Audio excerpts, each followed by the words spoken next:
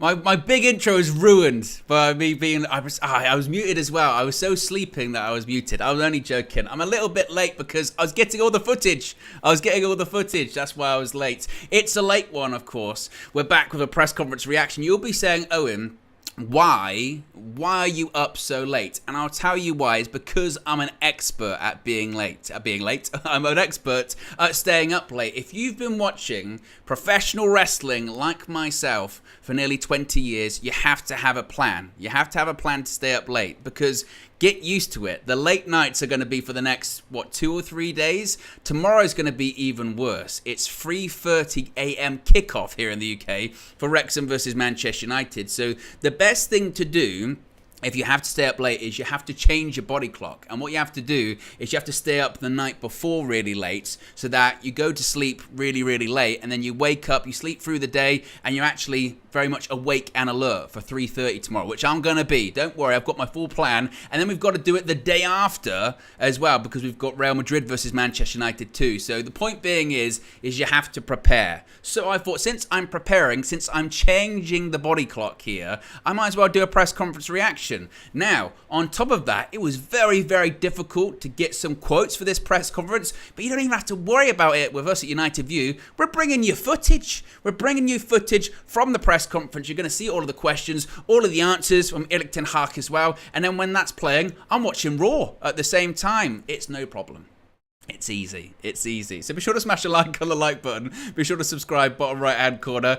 Santiago says, Asylum settings, yes. You can actually see the time here, bottom left hand corner of the screen. And to be honest as well, this is light work. I have done streams from midnight to like 5 or 6 in the morning with some wrestling shows, so this is no bother, not an issue at all. And some people legitimately, because I know the UV community is so global, this might be one of the first times they actually catch us live, considering where you are in the world. Because sometimes as well, we usually have a schedule of 9 a.m, 6 p.m, and then maybe if something big happens in the between, or match days or stuff like that. But it's going to be evening, afternoon, morning in some places, so maybe you might just be waking up just now as well. So, yeah, bit of a late night view, bit of a late night press conference reaction. So, it's actually a double whammy. It's a double press conference because we've got double games coming up. So, there's questions about Wrexham, which of course is today, depending on where you are. As I mentioned, Snapdragon Stadium in San Diego, California, 3:30 a.m. kickoff. So, that's going to be a late one.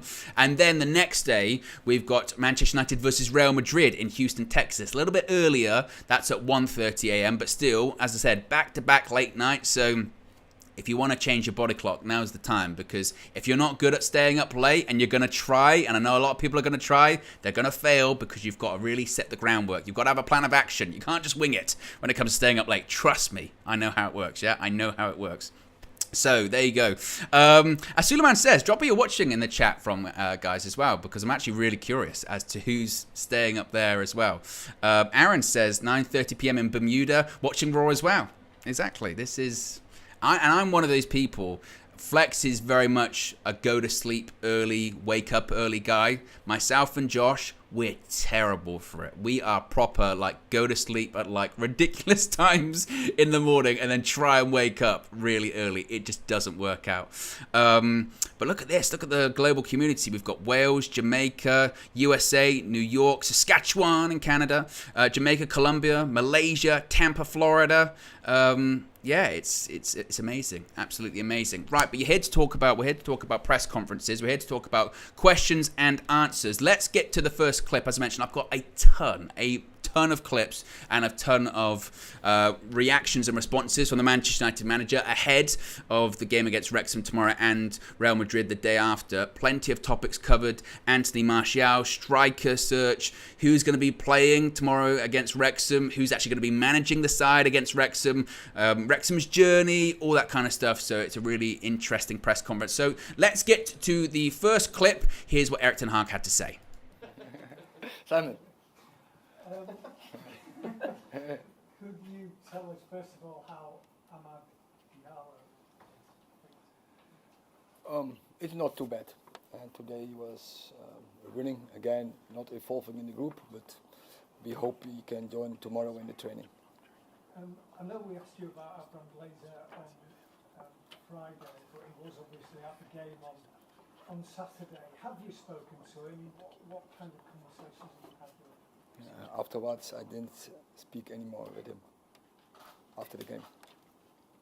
So the first question about Ahmad Diallo there, the question was, how is he? How is he doing? And Ten Hag said he's doing well. So luckily, that injury wasn't as bad as first thought. I think whenever you see anyone limp off in pre-season, you're concerned because you just had this pre-season training. It's the first real game. Yes, he's played a couple of pre-season fixtures. Of course, he played in Edinburgh and Oslo, but this was the first big opportunity, and he wasn't in the starting lineup either. But seemingly, it was all very precautionary. He even said so on social media, didn't he? That actually it wasn't as bad as first thought as well. So again, it was okay. It's not too bad. And the next point was about meeting up, or has he spoken to Abraham Glazer or anything like that? This came up a couple of times in the press conference. He said no.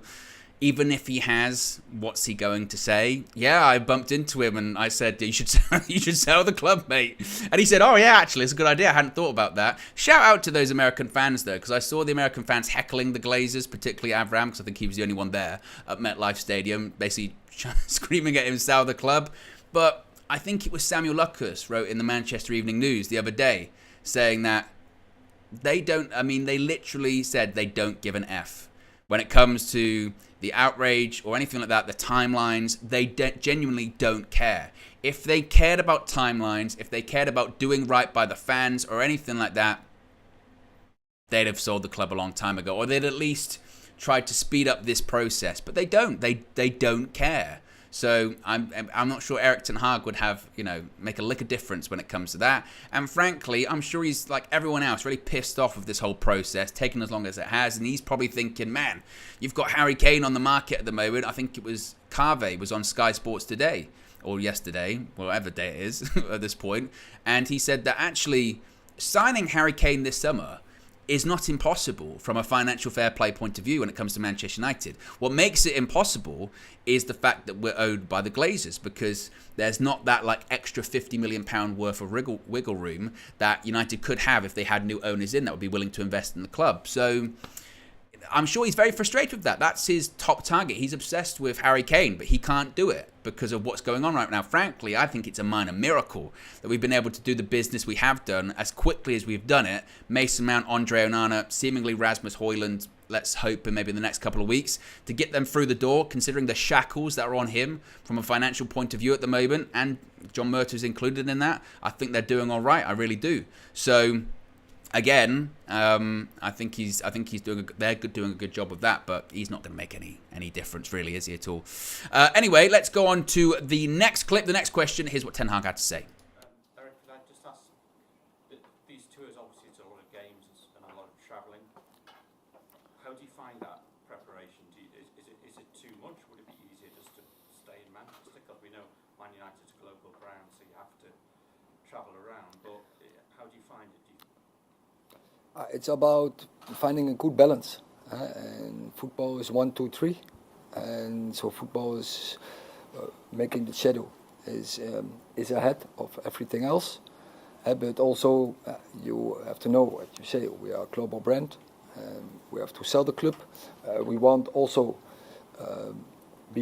come towards our fans, and our fans are all over the world. So we want to show ourselves there. And I think also for ourselves is a fantastic experience. And you are 2 weeks on the way, and I think it's a big advantage that you are 2 weeks with your team, the players, to build really the team spirit. Also with the staff, the cooperation in between the staff towards the players, so it's a great opportunity to strengthen that, and that's what we're working on. So I think it's really useful.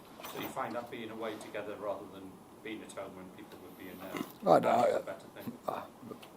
Better or worse. I think there are more ways to roam, but I think this is a good one. A strange question that, really, wasn't it? Talking about, I guess, just the general gist of pre-season being away from home and having these big tours and these commercial tours. unfortunately, it is what it is, really, when it comes to football nowadays. I mean, Man United aren't alone in that fact. There are plenty. I mean, look at every one of these Premier League clubs at the moment. They're all over the world. You've got Spurs are in Australia and Thailand, same like we were last year. Man City are in Japan. A lot of teams are in the USA this year. But it's just, as you mentioned, it's par for the course. I mean, that's just what it is at this point. I mean, granted, I think he's got a grip on it. In comparison to maybe what it was, I think it might have been, was it Louis van Gaal's first season that he had the tour of the US as well?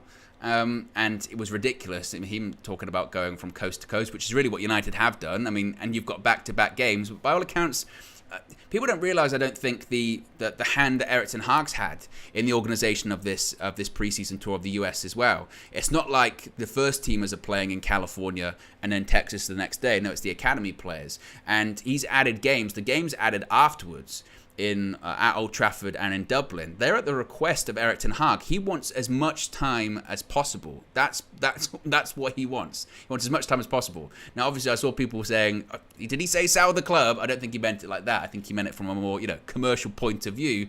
But again, I sort of saw that question and didn't really see much in it. That's what pre-season is. That's just you're going to have to get used to it, particularly if you're the Manchester United manager as well. So again, I thought that was a bit of a strange question. Let's also have a look at the next question. Here's what Ten Hag had to say. Just wondering what kind of side you're going to be putting out tomorrow, what kind of players you'll see, and also, have you watched the Wrexham documentary? I didn't watch the Wrexham documentary, but I know them. We played them last year. I know they got promoted. I've seen the actuality and their way they play in this moment. I know the players, and we will face them. We brought the under-21s in, but we will strengthen the under-21s with some players who are in the tour with the first squad. And you were asked about an attacker the other day. There's been a lot of talk since then. I just wondering if you've made any progress in getting that striker that you need over the line. We make progress, yeah. But if you know how it works, when we have him, we will tell you directly. When we have him, he'll tell us directly. Him? There's a him involved in this one, is there? Maybe a bit more confident from Erik ten Hag than the first press conference when it was, of course we want a striker, that's what we want. Yeah, there was a little bit of news, wasn't there? And we're going to cover it obviously tomorrow regarding Rasmus Højlund saying that a bid is expected to be going in Thursday. That bloody Thursday. Cagey and his Thursdays. It's going to come to truth, isn't it? It's going to come to life. The first question was about watching the documentary. I mean, the problem is with Ten Hag in these press conferences, if you ask him enough questions, like he will answer one. He'll answer the one at the end. That's what he'll ask. That's what he'll answer. So sometimes when you ask the three questions, he's not going to respond. As far as the Wrexham documentary as well, I'm with Ten Hag. I haven't watched it. I mean, I don't have time. I'm up at 10 to 2 in the morning. I haven't had the time to watch that Wrexham documentary. Is that the one that was on Disney Plus, I believe? I think that's the one that's on Disney Plus. But yes, I haven't watched that one. I can't say that I did. If it's any good, let me know. Yes, he's talking about... and then the one saying who's going to play didn't even answer that one. So again, I think the key thing was the striker situation. So... as he said, if there's any news, he'll let us know, and we'll be the first to know. Not really, because probably people like Romano, Ornstein, they might be the one actually that'll be the first to let us know. But as Ten Hag says, he never really comments them on the press conferences, does he? Let's go to the next question. Jadon Sancho has been playing as a false nine. Is that something you're looking at maybe in the future? And how do you think he's been performing pre-season? He's doing well. Also in that role, I think Jadon is the best in positions, in central positions where you can have involvement. Also, when he played in wide areas, but when you're playing with me in wide areas in the right setting, you also have the freedom in the right setting. So get me right to be inside. In 10 positions, in central positions, but also when you are in such positions, you have to make runs behind, because that's very important, our way of play, that we have many players who run behind. This was quite an interesting one, actually, being asked about Jadon Sancho playing in the false nine. It was Laurie Whitwell from The Athletic that wrote today that this is actually more of a trial than we thought. I think a lot of people had assumed, seeing him play in the first 2 friendlies, that it was just out of necessity. We don't have a striker. Rashford wasn't there. Martial isn't fit. Throw Sancho up front and the 3 can interchange. The left wing or the right wing and Sancho can interchange. Actually, it was reported that this is more of a trial than maybe we thought it was, and that this could actually be a consideration going into the season. And Ten Hag himself was actually very impressed with how Jadon Sancho dropped deep, in particular against Arsenal. And there's an argument to be made. It worked in the first half because he scored. Granted, it came from a mistake from Gabriel, but it's one of those ones that if we went into the season, even if we signed Højlund, and it's like, oh no, it's okay because we're playing Jadon Sancho as a false 9, that does feel very Glazeronomics, isn't it? Oh no, we'll just convert Sancho to a false 9. Not to say that it can't work, because you have seen attacking midfielders or even wingers be converted into strikers, and not traditional number 9s, but somewhat false 9s. Could that work with Jadon Sancho? It's one thing to do it in a pre-season game. It's another to do it in the Premier League, where it's physical every single week. And again, and I say every single week, consistency as well, scoring goals. Maybe it's an option, but it's certainly not a solution as well. And we need, as well as Erasmus Højlund, we need another striker. And that other striker, in my opinion, isn't Jadon Sancho. To me, that's too much of a risk. But I did find it quite interesting that actually it's more of a trial than maybe we thought, and maybe Ten Hag is really considering it as an option, certainly. We've got a members chat here with Adam just saying, snooze. He's been a man for a month, but he's tired. Everyone's tired at this point. But again, pre-season tour in the US, get used to it. You're going to have to get used to it because the next 3 days are going to be crazy when it comes to staying up late, particularly tomorrow's one. Tomorrow's one is nuts. 3:30 for a kickoff time in the morning. That's tough. I mean, I wouldn't recommend staying up that whole time to 3:30. If you're going to get a power nap in, get a power nap in and try and wake up. But don't try and wake up at 3 or anything like that. If you try and wake up too close to like the kickoff time, you'll oversleep. You'll never wake up in time. What's tough when you go to sleep and then you have to wake up early in the morning is you try and open your eyes, they just don't open. They open. It's best to have a snooze in the day at some point. Don't try and get too close. These are top quality tips. I've learnt myself. Even recently, I tried to have a snooze close to a wrestling stream that I was doing. I just slept all the way through. I literally just slept all the way through and missed the thing. It was terrible.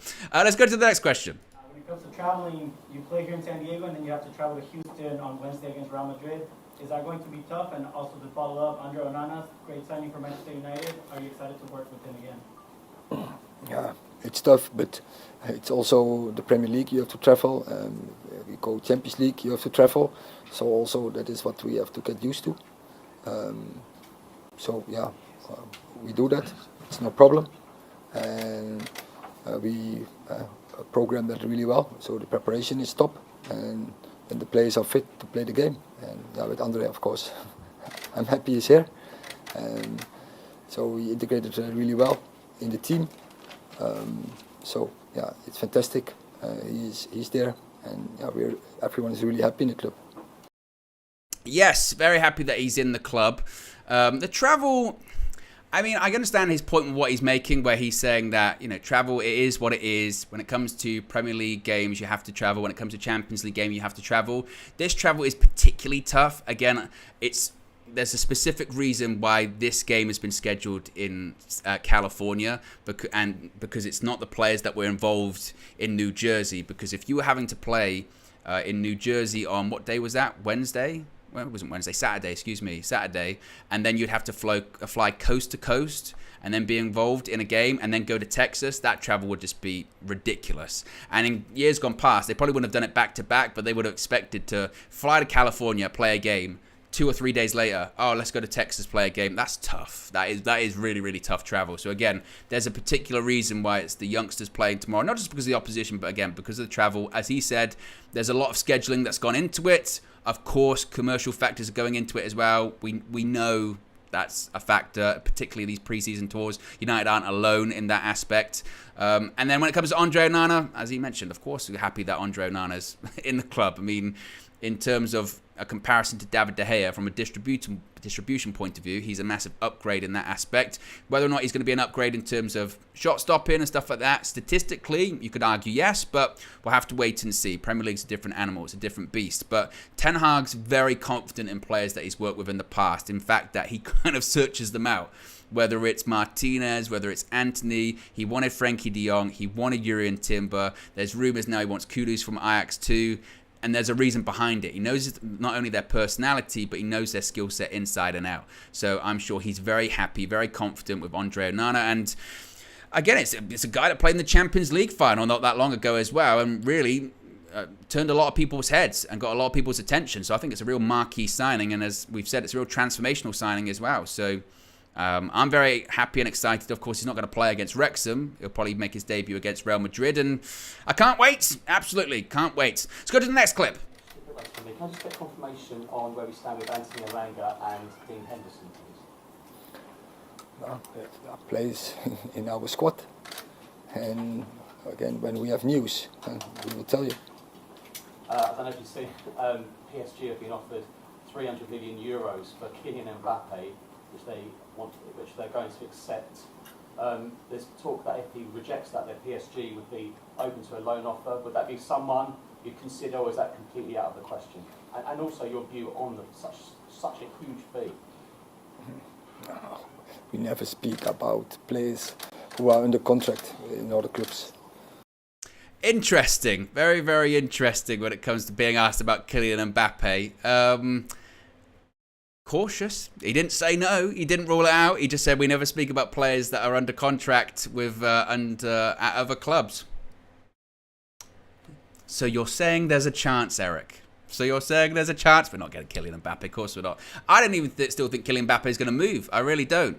I mean, the Al Hilal offer that he's got, first of all, is ridiculous. Was it like 700 million over 12 months? It's nuts. And also, it's for a year. It's with the understanding of we're getting you for a year and we'll let you go on a free to Real Madrid. That is insane. That is absolutely nuts. And to be honest, you could argue everyone wins in that situation. PSG get a world record fee for a player with 1 year left on their contract.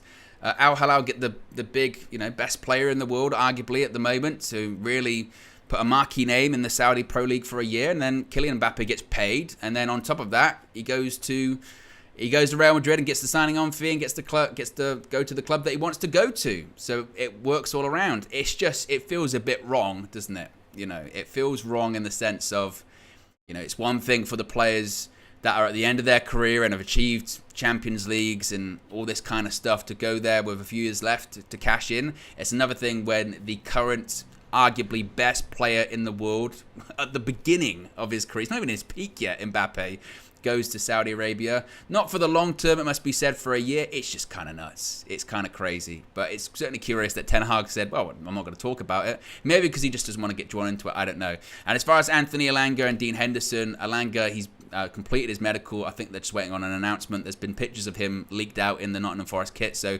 that one's done. But yeah, it was quite curious, wasn't it? The fact that Ten Hag wouldn't say yes or no regarding Kylian Mbappe, but we're not getting him. Part of me still thinks that he might just go, I'm not going anywhere. You can't force me to, and that's the thing. The control's firmly in his hands. You can't force anyone to sign a contract. You can't. PSG can accept a bid, a world record bid, and as I said, this solution does kind of satisfy all parties, arguably, but he doesn't have to go anywhere. He doesn't have to move.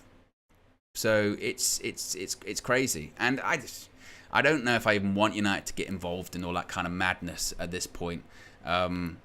So yeah, we're not involved in that one. Absolutely not involved at all. Jalapeno with the super chat says, "Would you take Sadio Mane as second striker?" Well, he's going to Al Nassr, isn't he? He's joining up with Cristiano Ronaldo. He's going there, so it doesn't even matter. And at this stage, no, I wouldn't. Let's go to the next clip. Didn't speak anymore to Abraham. Would you like to speak to him anymore? And have you spoken to Joel Glazer at all recently? No. And would you like to? Or when I want to, I can reach them. You can just speak to them instantly. Yeah. And just on the strike situation, are you confident of having a new attacker or striker in for first game of the season against Wolves? The only thing what I can say is we do everything what's in our power to get that done. But to me, as soon as possible. How earlier, the better, because we have to integrate them in the team, in the way of play. So, in an ideal situation, he was already here, but you're not always getting ideal situations as manager, and that is, then you have to deal with the situation. First of all, quite interesting that he says, I can reach the Glazers whenever I want to. Can he, though? Can you, Eric? I mean, you've already proven you're open to telling lies in these press conferences. Can you really just pick up? Yeah, I can get in touch with Jordan Avram Glazer. I don't think they pick up anyone's calls at this point. Even the people that want to buy the club. You see people like Sheikh Jassim go, we haven't heard from him in weeks. Sir Jim Ratcliffe's the same. We haven't heard from him. I don't know if they pick up the phone to Eric. But he didn't seem particularly happy about it because, again, I understand the reason for being asked in the press conference, but what's he going to say? What can he say regarding that? Oh, yeah, I speak to him all the time. I don't know what they're doing. They need to get the F out. What's he going to do? And as he says sometimes, I'm here to talk about the match. I'm here to talk about facing Wrexham. I'm here to talk about facing Real Madrid. I know it's pre-season. I know you have to ask, but what can I do?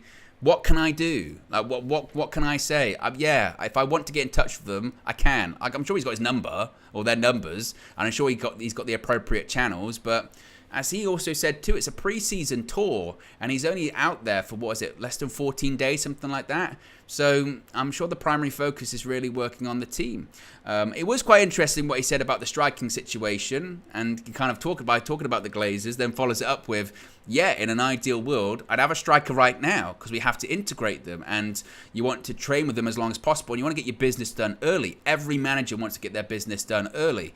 I do think, in fairness, United this year, as I've said before, they're on a par, I think, with most other teams in the Premier League. If you look around as to how quickly they've done their business, we're basically on a par. And you would say that, let's say that Højlund gets done in the next 3 weeks. Højlund might be in for the beginning of the season. As he said, in an ideal world, he'd be here. In an ideal world, we'd have signed everyone right now. In an ideal world, we'd be sold at this point. In an ideal world, the Glazers would have nothing to do with this club anymore. In an ideal world, we wouldn't have financial fair play issues, or at least they'd be certainly reduced because we'd have an owner investing. In an ideal world, we'd have not been at points a joke for the last decade. In an ideal world, we wouldn't have all of this debt leveraged against the club, but we're not in an ideal world at this point. And it's frustrating because there does feel like that sort of ideal-like world is actually within grasp. It's not far away, but it's still just out of distance because the Glazers won't piss off. So, in an ideal world, he would have the striker in at this point. And as I've said before, for me, I would have preferred that we'd have done it where we got the striker, the goalkeeper, and then the midfielder. It hasn't worked out like that. And my concern is still that we go into the season, that first game against Wolves, and we don't have that striker. It's still like, Sancho's got to play up front, or Rashford plays up front, or even Martial. It's like, is Martial going to be available? All that kind of stuff. No. We need that striker in by that point. And even with Rasmus Højlund, he's helpful. He's an asset to scoring goals and having a striker. But as of right now, is he the solution for this season?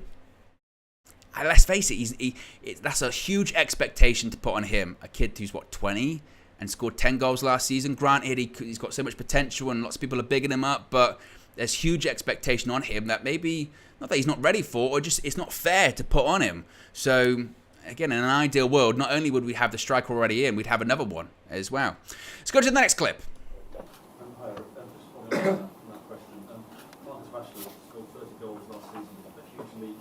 From the previous season, how confident are you that he can reproduce those figures next season and be up to 25 plus 30 goals that season again? Well, when his attitude is right, then he will do that. It's not easy, and the team has to play well to put him in the right position.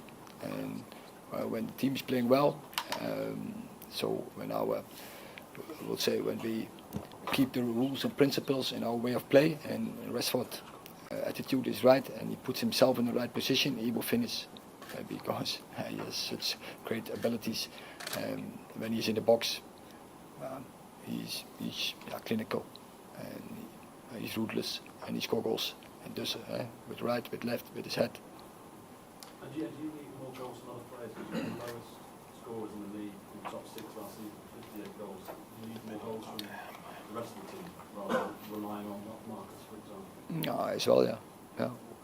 But so we're underperforming there, and we are aware of it, and so others also has to contribute in that area, but therefore also we're looking for scoring abilities, and I think with Mason Mount already, we have a player extra who is capable of not only score goals but also to create and to put players as Rashford in a position so we can score more goals. But as a whole team, we have to score more.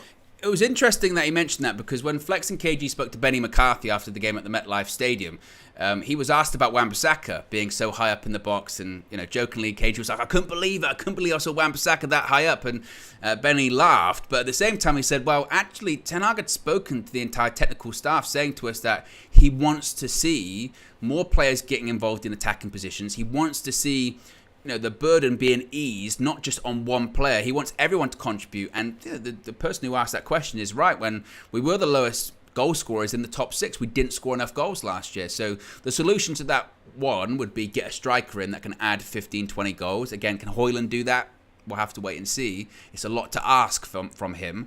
But also as well, it's looking at those other attacking players saying you need to be more clinical. We spoke about Jadon Sancho, need to be more clinical. Anthony, need to be more clinical. Bruno himself, when Flex and KG spoke to him after the game at the MetLife at the weekend, he said, actually, in terms of numbers, it wasn't my best season when it came to numbers last season. It probably should have been better from an assist point of view, because we created chances. It wasn't an issue in terms of creating chances for us, but it was an issue putting the ball in the back of the net, and that needs to get better. That has to get better. I think one thing that was better when we played Arsenal at the weekend in New Jersey was that, maybe apart from the Anthony chance, we were pretty clinical. We were pretty ruthless. We had 2 or 3 chances, took 2 of them. That's what you need to be, particularly in the Premier League. So it's not just about Marcus Rashford keeping up his standards. Of course he has to. I think Ten Hag said he was clinical and ruthless. I think there's an argument to be made he could still be even more clinical and ruthless. I still think he's still one of those players that it's like 1 out of every 3 chances maybe, or 1 out of every 4. So the conversion rate still isn't super high. He can get better. And maybe that's the encouraging thing from Rashford. He can still be more clinical, I think. But it's also, I think, about the other players too. They have to chip in and they have to contribute. And as well, we need a striker as well. That's the important thing too. Let's go to the next clip. How do you like San Diego so far, since you guys getting acclimated to being here? And how excited are you to play at Snapdragon Stadium? I'm really excited, but unfortunately I didn't see anything till so far, except from the air, from the plane. San Diego. So I'm looking forward to. I hope there's some time to see something. Sometime to see something. He likes San Diego. It's one of those ones as well. But as he mentioned, it's going to be a whistle-stop tour. It's not really, even when you play, like even when they were in New Jersey, they didn't have a lot of time to, or New York, they didn't have a lot of time to really see the sights or anything like that. Again, it's very intense. It's go there, it's do the training camps, and it's do the training sessions, and then a lot of the stuff is other commercial stuff. And even that, under Ten Hag, has been very limited. So, whilst, like you said, I'm sure he really likes the place. There's not a lot you can do in 24 hours. And after the game, he's off, go to Houston, Texas. So, not too much to comment on that. Let's go on to the next one. Eric, Anthony Martial is an obvious option for you as one of your forwards. Can you give us an update on him and when he's going to be starting training again? And is it a frustration? You obviously started with him last pre-season as one of your main strikers. Is it frustrating that you may have to change how you approach with Martial this season, with him not being able to finish 90 minutes? Is that a frustration for you because you cannot use him properly? Today he was in the team training, so that is really hopeful. And of course, when you have a player in the squad, you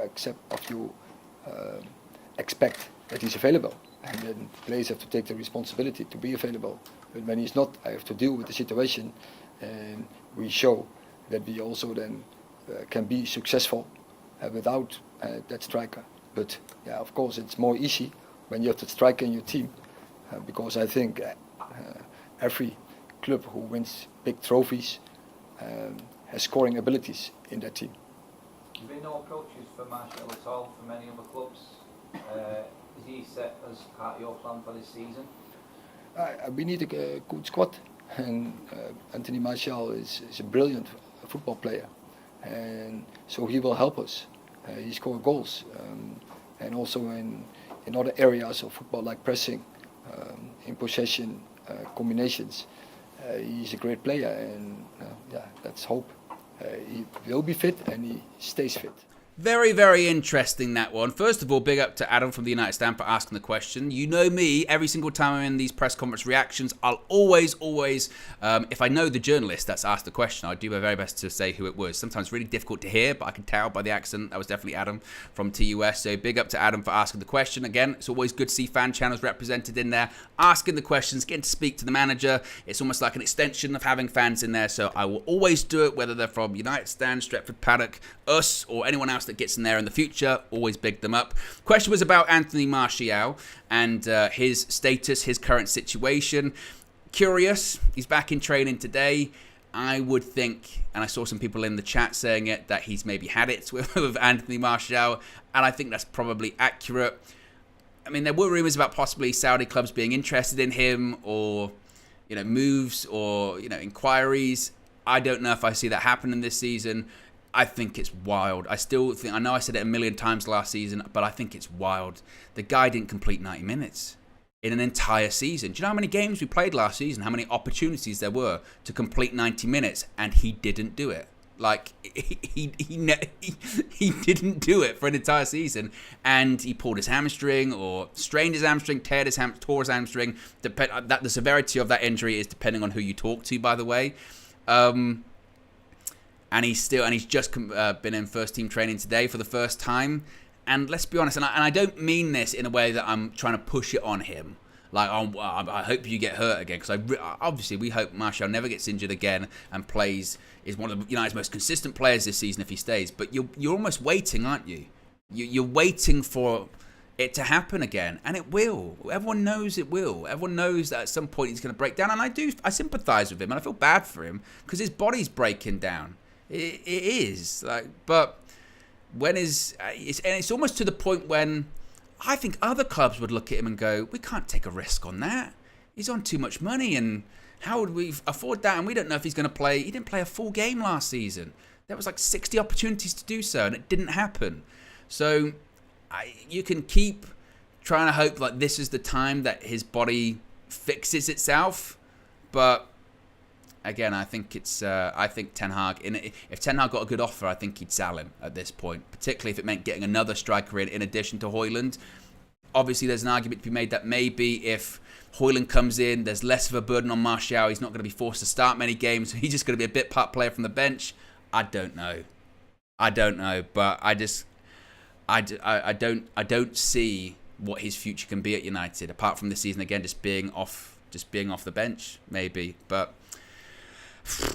I don't know. I mean, he might be involved maybe from the bench against Real Madrid. Even that I think is too soon considering how long he's been out for. So then you're looking at maybe he might be involved versus Dortmund.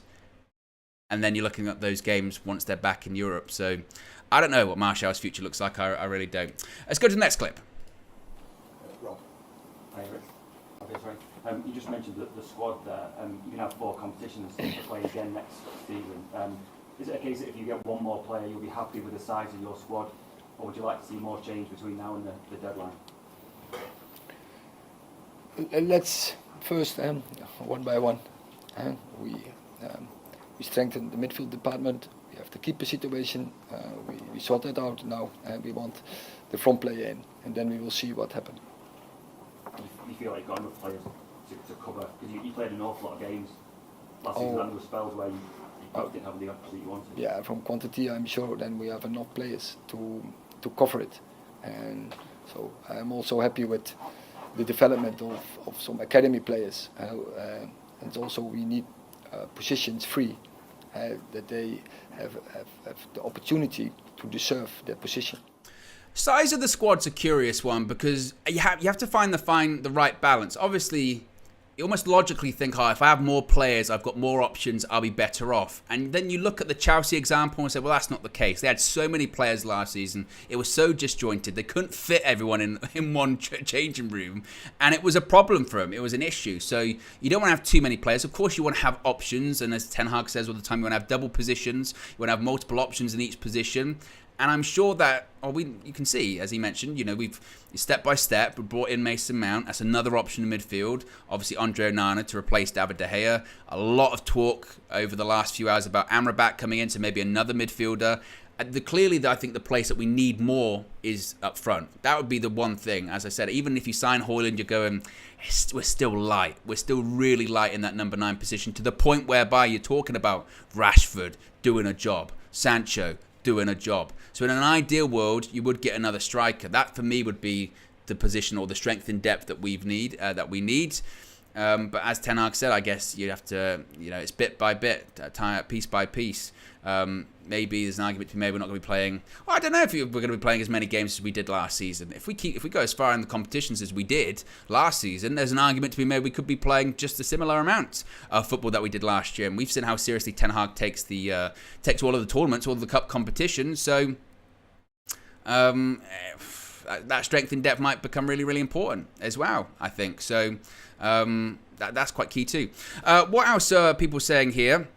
Moonshine says, was Flex and KG in this press conference as well, or the Wrexham press conference? They're in both. Unfortunately, didn't get a question. Sometimes you don't in this press conference, but they did get a question in the Wrexham one. I believe that video is up at the moment on the channel, so you can check that out afterwards. Also, as well, by the way, guys, once I'm finished here, hopefully you'll be redirected to the mega vlog, part 1 of the mega vlog from New York. So a load of content coming late on, but it's not late in the US on the West Coast, which is where they are. So time zones are time zones. That's pre-season at the moment. All the schedules kind of go out the window, and but that is what it is, isn't it? And I know you guys really enjoy it. I know that you've been really enjoying all of the pre-season content. Loads of new subscribers, lots of real positive comments, lots of really again, just people just enjoying it and something different, something fresh. So it's awesome.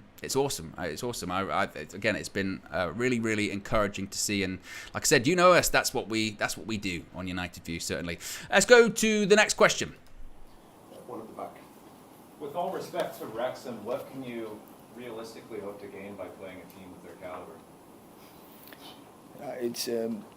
For us, it's a very good game because, as I just mentioned, the academy players. So it's a great experience for them, and it will help them, and it will support them to flow into the first team.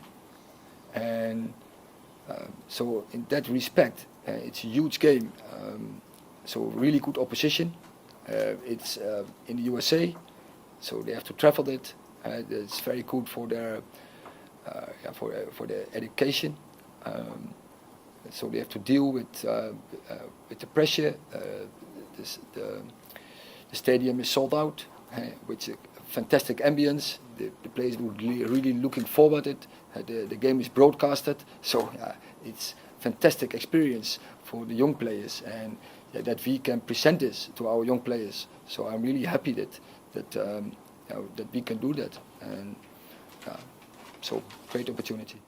It is a great opportunity. I agree, Eric, like he was talking to me. It is a great opportunity. And I think people kind of misinterpret what this game is tomorrow. It's going to be really competitive because, again, you've got a League Two side, a side that, let's be honest, they're on tour in the US because of their owners and because of the celebrity owners that they have. Again, it isn't a bad thing. They're utilising what assets they have, and they're utilising the notoriety or popularity that they developed over the last couple of years. And again, that's a credit to them, certainly.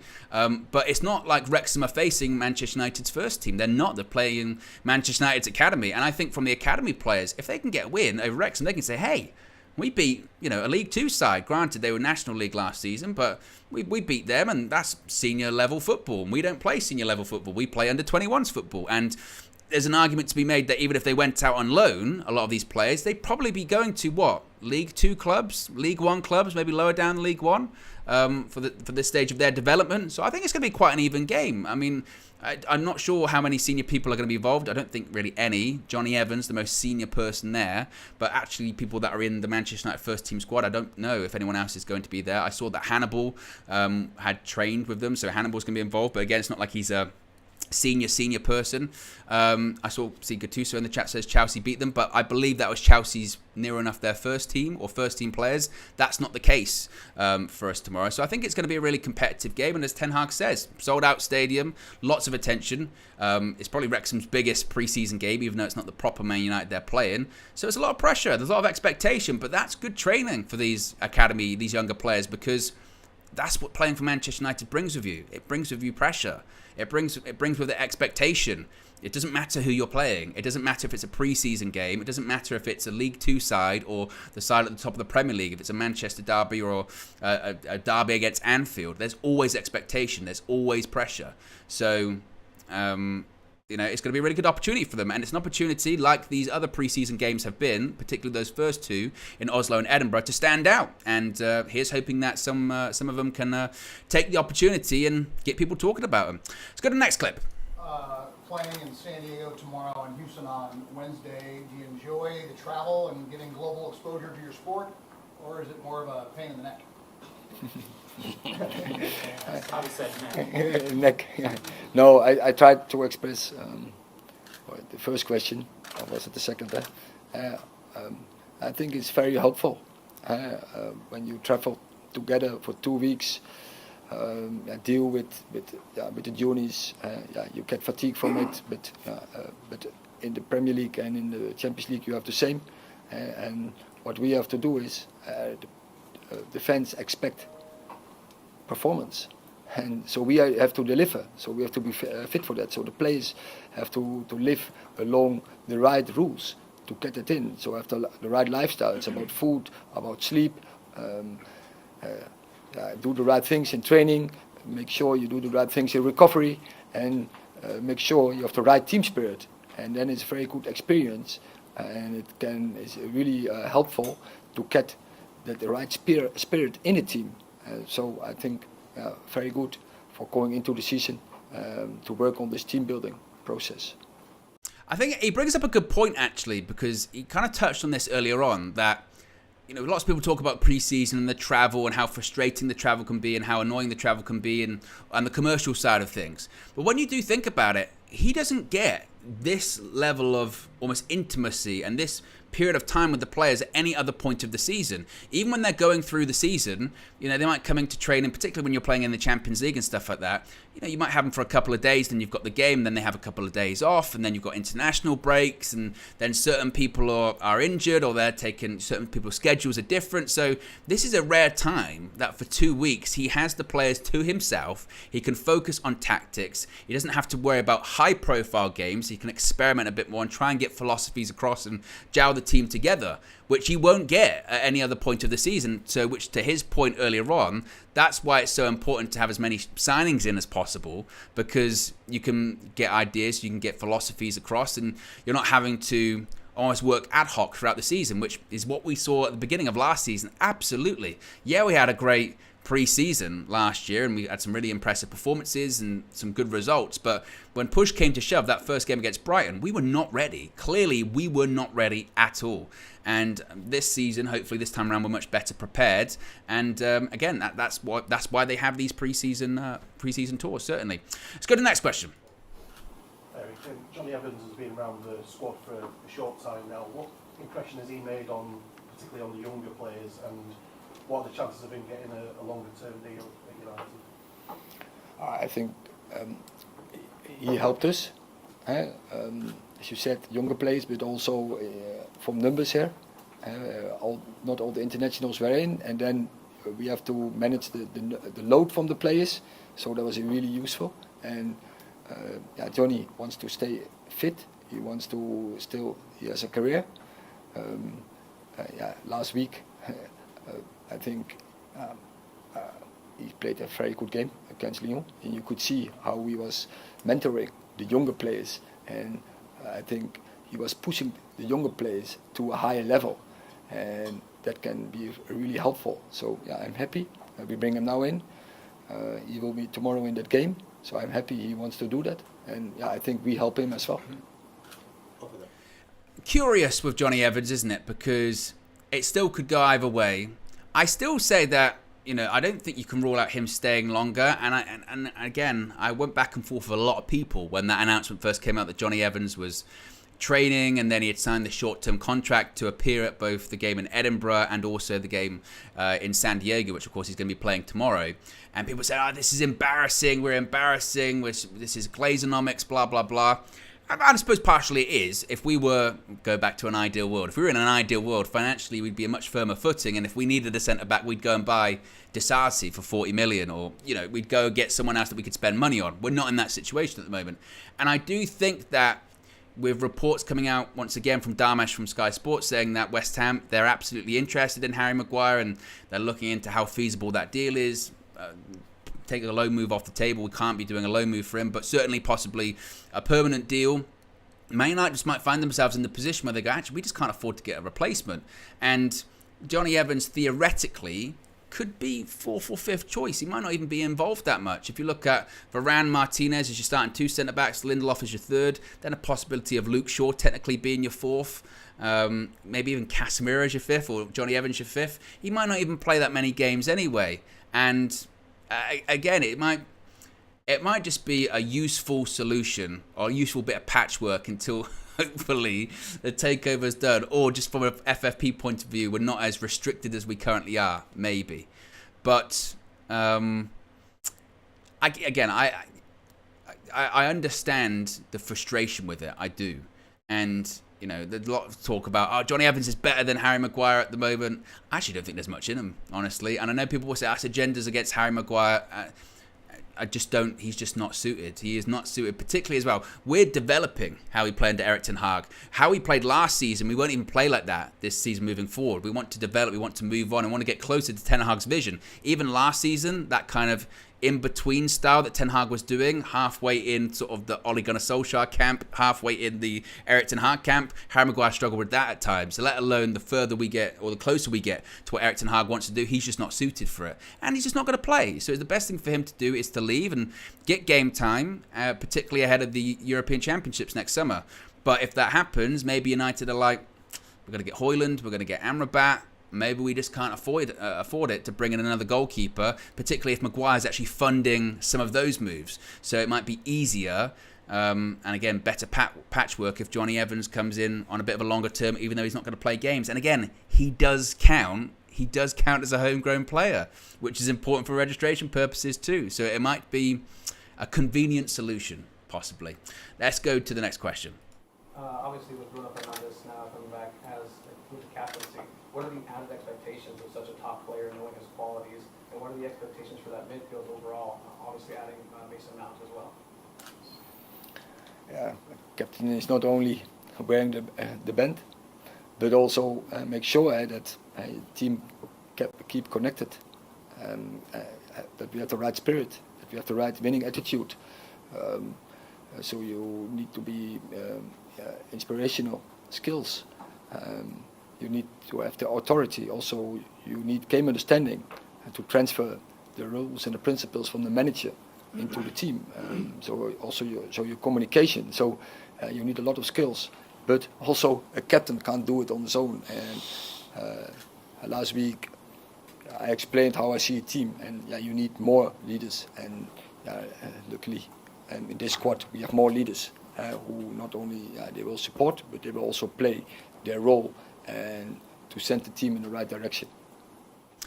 Yeah, with Bruno Fernandes being the captain, the question's been asked a million times, really, hasn't it, at this point, about what he brings and his role. And I think a more interesting question maybe would have been as to who's actually the vice-captain. We saw Casemiro wear the armband in the second half. Is that because the true vice-captain, maybe like a Varane or a Martinez, wasn't on the pitch anymore, therefore it went to Casemiro? Or is Casemiro legitimately the vice-captain moving forward? I think that's more of an interesting one.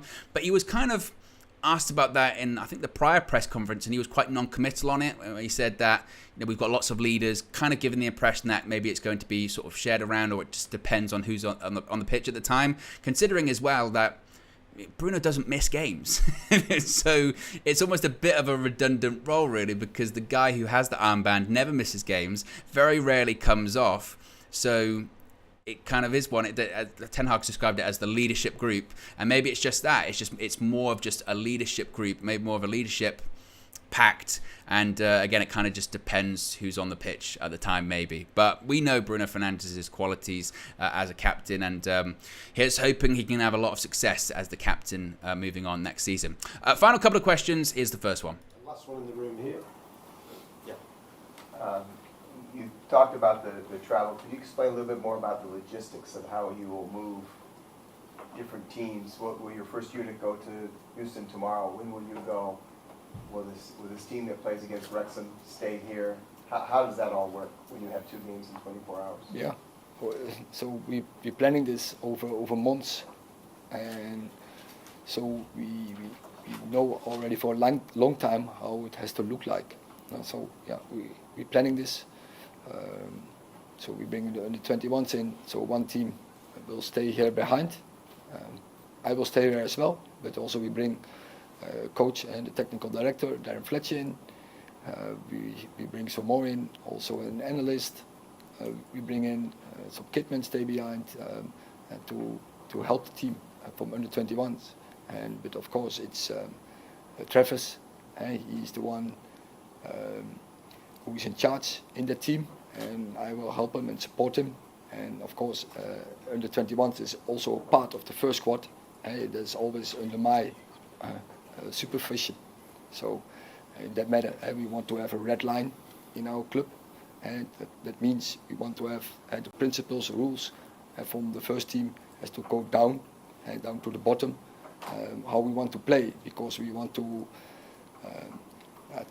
educate, to teach players in the way of a united way, and so it's easier to flow into the first team, in the first squad, and that is why this trip is very useful for us. So, and there will be also a team who will fly out tomorrow afternoon already to Houston and prepare that game against Real Madrid. So you will not go to Houston? Of course I go, but I go after this game is finished. I fly over as well. At night. Okay, we'll now turn to online questions from reporters in Houston. Recording in progress. Okay, we'll go first question for Eric Estrategas. Yeah, Eric Esquivel from Estrategas, Mexico. What is behind the decision that you made to make a change of captain and why the I just explained, but I will repeat it. That why Bruno? That he's an inspirational leader, a lot of game understanding, high standing in the team. He's a social connector, so that's why. It was quite interesting, actually, him explaining the layout for that game against Wrexham. So, from what I kind of gathered from it is that he's going to be there, Ten Hag, but he's not going to be in control. So he was saying that Darren Fletcher's going to be their technical director, but Travis Binnen, who's the under-21s manager now, he was previously the under-18s manager, he recently got promoted, he's going to be in charge, which I guess kind of does make sense considering that it's essentially an academy game because it's the academy team playing. I myself have been to a couple of games like this. I remember I went to one, it was at the Kassam Stadium. It was Oxford United playing Manchester United. And obviously it sold out, the stadium, because it's Manchester United. But when you got there, it was the Manchester United under-21s or the reserves, whatever they were called at the time. And it wasn't Sir Alex taking it. I think at the time actually it was Ole Gunnar Solskjaer, ironically enough. Ole Gunnar Solskjaer taking control of the team at the time. So I think it's going to be more of a case of, again, Fletcher and Travis Binnen taking control of the game, and then Ten Hag's going to be there, and after the game he's going to travel to Houston, is kind of what he was suggesting maybe, because there has been an overhaul when it comes to the academy situation at United, particularly since Ten Hag's been there. And as he mentioned, there's got to be a red line for everything. Same philosophy, same principles in the first team squad, under 23s, under 18s, all the way down to youth level. That is the Ajax philosophy. So it's going to be, and it's a good experience for Travis Binnen as well as Darren Fletcher. And also, again, it's more of an academy game. So it makes sense for them to be in charge, really. Final question. Tell me your impressions of Houston. Have you ever been? What are you expecting?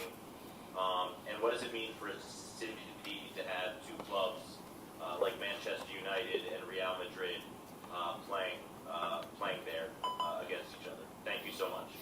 I've never been there. Houston. I know only Houston from Westerns. But I think a lot of change there. So I don't know. I'm really curious to find out. And we're coming there to play a game. I think it's a game between two probably the biggest clubs in Europe. I think they have the biggest fan bases across the world. So it's an amazing game to have that Houston has our two clubs in an event. And I think it will be amazing experience. I think for all the fans there in Houston.